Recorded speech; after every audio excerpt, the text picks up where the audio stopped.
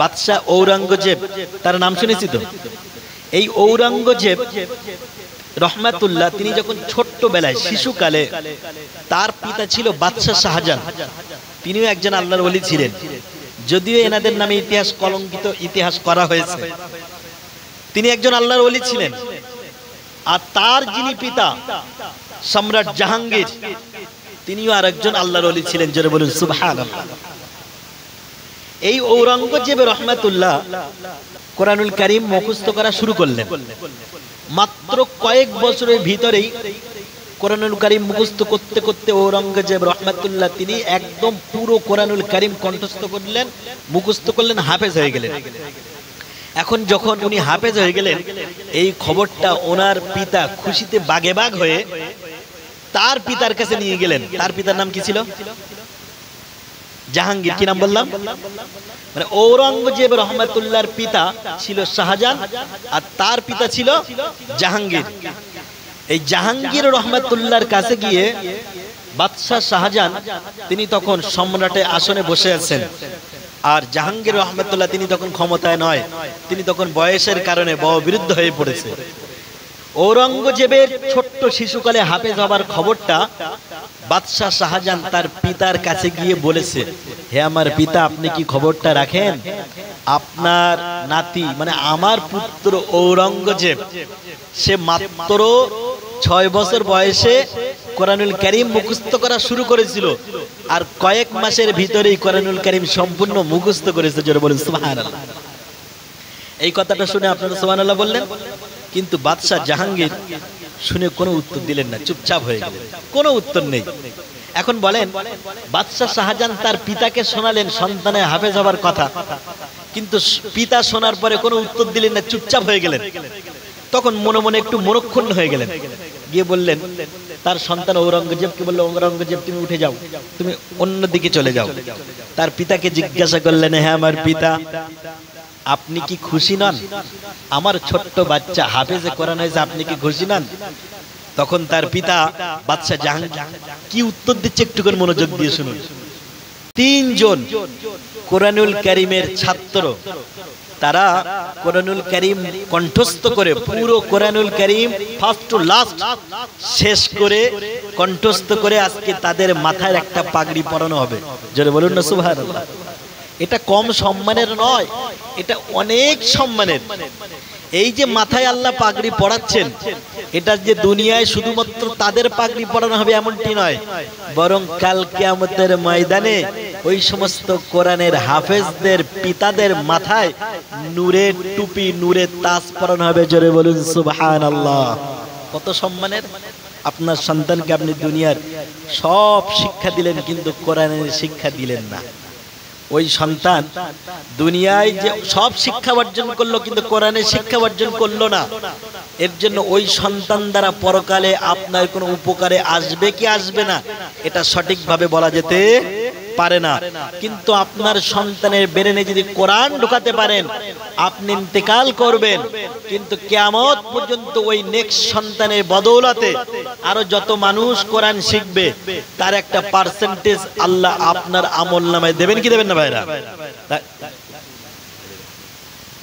প্রিয় ভাইরা, তাহলে আজকে এই মাদ্রাসা থেকে কোরআনুল কারীমের কয়েকজন ছাত্র পাগড়ি নেবে, এটা এই গ্রামের মানুষের সম্মান বৃদ্ধি করবে কি করবে না? অনেকে হয়তো ভাবছেন যে এই মাদ্রাসা করে লাভটা কি।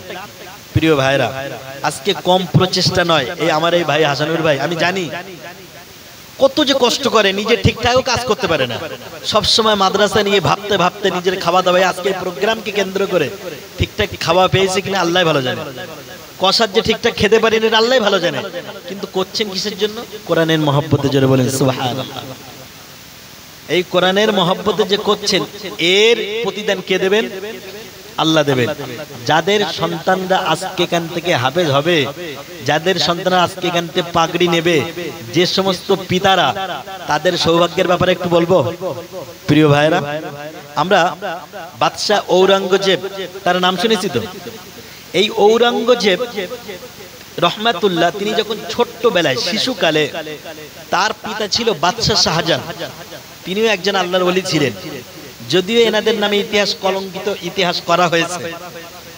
তিনি একজন আল্লাহর ওলি ছিলেন। আর তার যিনি পিতা সম্রাট জাহাঙ্গীর, তিনিও আরেকজন আল্লাহর ওলি ছিলেন। জোরে বলুন সুবহানাল্লাহ।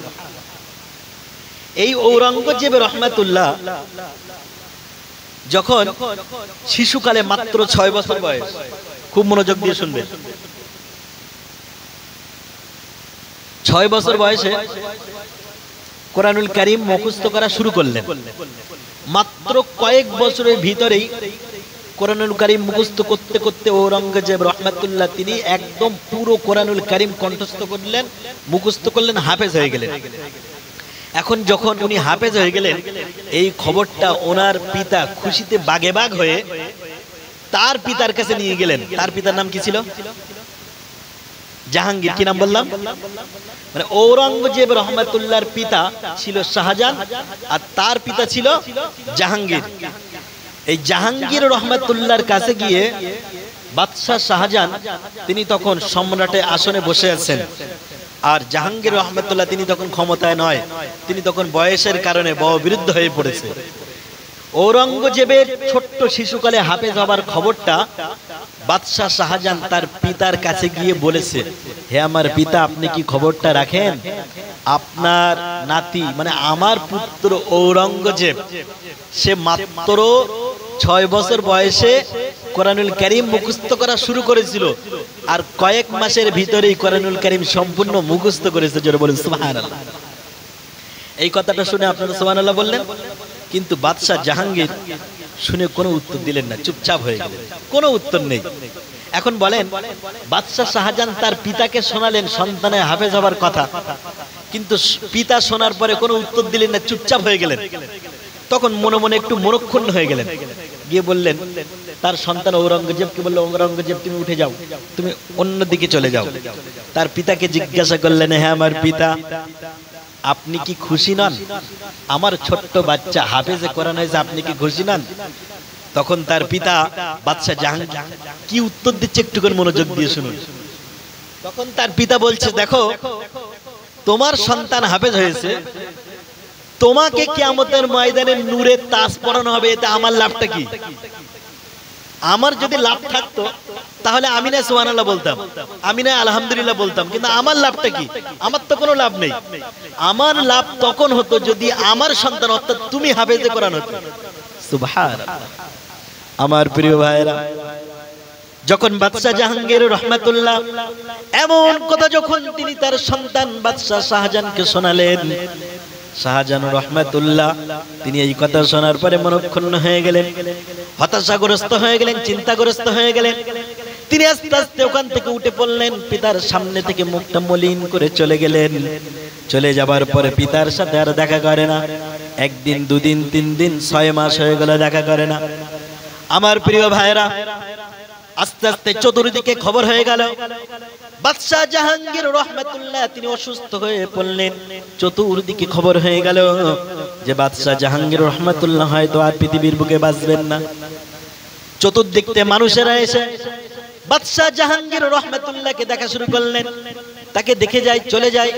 কিন্তু বাদশাহ জাহাঙ্গীর রহমাতুল্লাহ তিনি লক্ষ্য করলেন প্রত্যেক মানুষেরা এসে এসে আমাকে দেখে যায়, ফল খাবার আমার জন্য নিয়ে আসে, কিন্তু আমার সন্তান ওই বাদশাহ শাহজাহান তো আমার সামনে একটু আসে না। মনোযোগ দিয়ে শুনবেন। একদিন, দুদিন, 3 দিন, কয়েক মাস যখন পেরিয়ে গেল, সকলেই মিলে বাদশাহ শাহজাহান রহমাতুল্লাহর কাছে খবর দিয়ে দিলেন যে সম্রাট শাহজাহান আপনি চলে যান, আপনার পিতার কাছে চলে যান, আপনার পিতা মুমূর্ষু অবস্থায় আপনার পিতার সাথে একটিবার দেখা করুন। আপনি যদি দেখা না করেন, আপনার অনুপস্থিতিতে, আপনার অবর্তমানে আপনাকে না দেখে আপনার পিতা হয়তো দুনিয়ার মুখ থেকে বিদায় হয়ে যাবে। আমার ভাইয়েরা, তারপরও সন্তান সম্রাট শাহজাহান পিতার সামনে যায় না। এইভাবে দেখতে দেখতে যখন কয়েক মাস পেরিয়ে গেল, বাদশাহ শাহজাহান রহমাতুল্লাহ মসজিদ থেকে বাইর হলেন। হনফন করে বাইর হবার পরে তার পিতার কাছে চলে গেলেন, গিয়ে সালাম দিয়ে মুসাফা করলেন, গিয়ে বললেন, হে আমার পিতা, আমি বুঝতে পেরেছি আমি আপনার কাছে কয়েক মাস যাবত দেখা করিনি, কিন্তু আপনি অসন্তুষ্ট হয়েছেন, কিন্তু আমি আপনাকে এমন একটা খবর শোনাবো, এইটা শোনানোর পরে আপনার মনের সমস্ত দুঃখ কষ্ট দূরীভূত হয়ে যাবে। জোরে বলুন সুবহানাল্লাহ। বাদশাহ জাহাঙ্গীর রহমতুল্লাহ এবার অসুস্থ মানুষ শুয়েছিলেন, এবার উঠে বসলেন। বসে জিজ্ঞাসা করলেন, হে আমার কলিজার টুকরা নয়নের পুতলি সন্তান, বলো বলো কি এমন খবর তুমি আমাকে শোনাবে যার কারণে আমার কলিজা ঠান্ডা হয়ে যাবে? বাদশাহ শাহজাহান রহমাতুল্লাহ তখন তিনি বললেন, হে আমার পিতা, যেদিন আপনার সামনে আমার সন্তান, ছোট্ট সন্তান ঔরঙ্গজেবকে নিয়ে এসেছিলাম, তার কোরআনুল কারীম মুখস্থ হবার খবরটা আপনাকে দিয়েছিলাম, আপনি সেদিন আমাকে বলেছিলেন তোমার সন্তান হাফেজে কোরআন হয়েছে, তোমাকে নূরের টুপি কিয়ামতে পড়ানো হবে, তাতে আমার লাভটা কি হবে? সেই দিন আমি মনে মনে প্রতিজ্ঞাবদ্ধ হয়েছিলাম, সেদিন আমি মনে মনে পণ করে নিয়েছিলাম যে আমার পিতার সাথে ততদিন পর্যন্ত আমি দেখা করব না, যতদিন না পর্যন্ত কোরআন মুখস্থ করে আমার পিতাকে এই সুসংবাদ থেকে আমি শোনাতে না পারি। জোরে বলুন সুবহানাল্লাহ। হে আমার পিতা, সেদিন থেকে আমি মসজিদের ভিতরে চলে গিয়েছিলাম, রাষ্ট্রীয় সমস্ত কর্ম কার্যক্রম শেষ করে যখন একটু সময় পেতাম আল্লাহর কোরআনুল কারীমের সূরা ফাতিহা থেকে নিয়ে একটু একটু করে মুখস্থ করা শুরু করতাম। মুখস্থ করতে করতে প্রায় একটি বছর ধরে কোরআনুল কারীমের সম্পূর্ণ মুখস্থ করে আমি আপনার কাছে এসেছি আর আপনাকে সুসংবাদ দিয়ে দিলাম আমি হাফেজে কোরআন হয়েছি, মানে হলো কাল কিয়ামতের ময়দানে আমার সাথে সাথে অবশ্যই আপনাকে আল্লাহ নূরের তাজ পরাবেন। জোরে বলুন সুবহানাল্লাহ। আমার প্রিয় ভাইরা, আমার প্রিয় ভাইরা, কোরআনুল কারীম এমন একটা কিতাব, এই কিতাবকে যারা মুখস্থ করবে তাদের যিনি সম্মান দেবেন, জোরে বলেন তিনি কে? তিনি হলেন আল্লাহ। কোরআনুল কারীম এমন একটা কিতাব, এই কিতাবের সাথে যেটাকে মেশাবেন তার সম্মানটা বেড়ে যাবে। আপনার বাড়িতে কত কাঠের টুকরা আছে আমার ভাইয়েরা, বাড়িতে একটা গাছ কাটা হলো, সেই গাছ থেকে কত তক্তা বাইর হলো, কত তক্তা ফার্নিচারে ব্যবহার হলো, সেই ফার্নিচারের তক্তা নিয়ে কেউ মুখে নিয়ে চুমা দেয় না, কিন্তু এই গাছ কাটার ভিতর দিয়ে গাছের একটা তক্তা বাইর হলো, ওই তক্তাটা নিয়ে এই কোরআনুল কারীমের রিহাল কাঠ বানানো হলো। কিন্তু দেখা যায় ওই গাছের ওই রিহাল কাঠ বানানো তক্তাটাকে মানুষ যখন কাছে পায় তখন ওটাকে নিয়ে চুমা খায়, বুকি নেয়, কারণ কোরআনুল কারীমের সাথে মেশার কারণে তার সম্মান বৃদ্ধি করেছেন কে? জোরে বলেন কে করেছেন? ছোট্ট একটা কাপড়ের টুকরা, কাপড়ের টুকরা নিয়ে কেউ চুমা খায় না, কিন্তু এই কাপড়ের টুকরা দিয়ে যখন কোরআনুল কারীমে একটা গেলাপ জুজদান বানানো হলো, ওই জুজদানে সামান্য পা লাগলে পরে মানুষ ওটাকে মুখে নিয়ে আবার চুমা দিয়ে সম্মান দেয় কি দেয় না?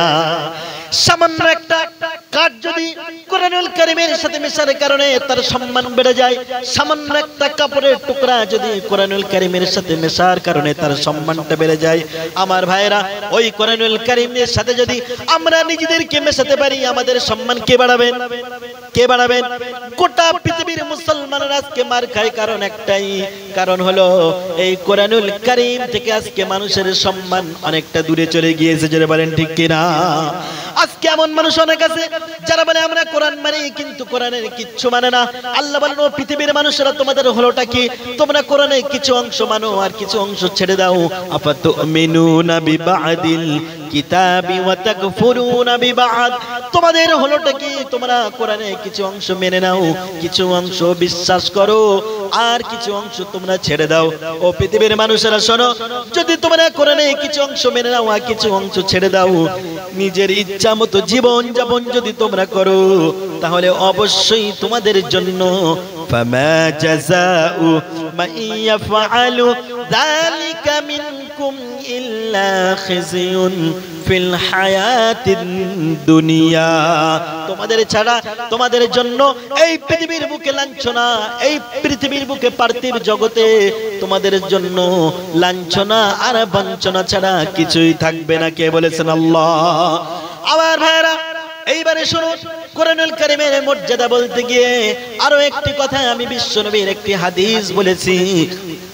আল্লাহর নবী বলেন মান করা আল কুরআনা, যে ব্যক্তি কোরআন পড়লো, যে ব্যক্তি কোরআন পাঠ করলো, ফাস্তাযহারাহু ফাহাল্লা হালালাহু, এবং কোরআনুল কারীমে আল্লাহ তাআলা রব্বুল আলামিন যেটা হালাল বলেছেন সেই হালালটাকে হালাল বলে মেনে নিল, কোরআনুল কারীমে যেটা নিষেধ করেছেন সেটাকে নিষেধ বলে মেনে নিল। এক কথায় মানুষ যখন কোরআনুল কারীম তেলাওয়াত করার পরে কোরআনুল কারীমের প্রত্যেকটি বিষয়কে হালাল হিসেবে হালাল বলে মেনে নিল। কোরআন বলেছে বান্দারে সুদ খাওয়া যাবে না, সুদ ছেড়ে দিল। কোরআন বলেছে বান্দা লটারি কাটা যাবে না, লটারি ছেড়ে দিল। কোরআন বলেছে বান্দা নামাজ পড়তে হবে, নামাজ ছেড়ে দেওয়া যাবে না। ওই বান্দা কোরআন পড়লো, সাথে সাথে জীবন থেকে নামাজ ছেড়ে দিল না, নামাজের সাথে নিজেকে অঙ্গাঙ্গিভাবে জড়িত করে নিল। আমার ভাইয়েরা, কোরআন যা বলেছে তাই শুনবে, কোরআন যেটা নিষেধ করেছে সেটাকে নিষেধ হিসেবে মেনে নেবে। আল্লাহ তাআলা রব্বুল আলামিন বলেন, আল্লাহর নবী বলেন, আমার ওই সমস্ত হাফেজে কোরআন যারা কোরআন পড়লো, কোরআন মুখস্থ করলো, কোরআনের হালালগুলো মেনে নিল, কোরআনের হারামগুলো ছেড়ে দিল, আমি আল্লাহর নবী ঘোষণা দিলাম ওয়া দাখালাহুল্লাহুল জান্নাহ, অবশ্যই আল্লাহ তাকে জান্নাতে পৌঁছে দেবেন। জোরে বলুন সুবহানাল্লাহ। কোথায় পৌঁছাবেন?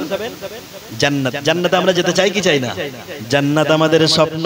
আমার প্রিয় ভাইয়েরা, আমরা প্রত্যেক ব্যক্তি নামাজ পড়ি, শীতের সময়ে কত কষ্ট করি, আমাদের একটাই স্বপ্ন, সেটা হলো আল্লাহর জান্নাত, ঠিক কিনা?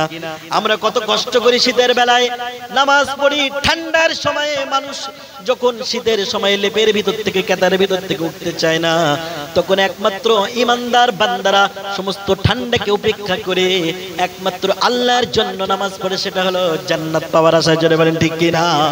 জাহান্নাম থেকে পরিত্রাণ পাওয়ার আশায়। আল্লাহর নবী বলেন, যে ব্যক্তি কোরআন পড়লো, কোরআন মেনে নিল, কোরআন বুঝে নিল, কোরআন অনুযায়ী জীবন চালনা করলো, ওই ব্যক্তিকে জান্নাতে প্রবেশ করানো হবে। শুধু তাই নয়, এরপরে যে কথাটা বিশ্ব নবী বলেন, কান খেয়াল করে শোনেন ভাইরা আমার, আল্লাহর নবী বলেন, ওয়াশাফাহু ফি আসরাতিন মিন আহলি বাইতিহি কদ ওয়াজাবাত লাহুমুন নার।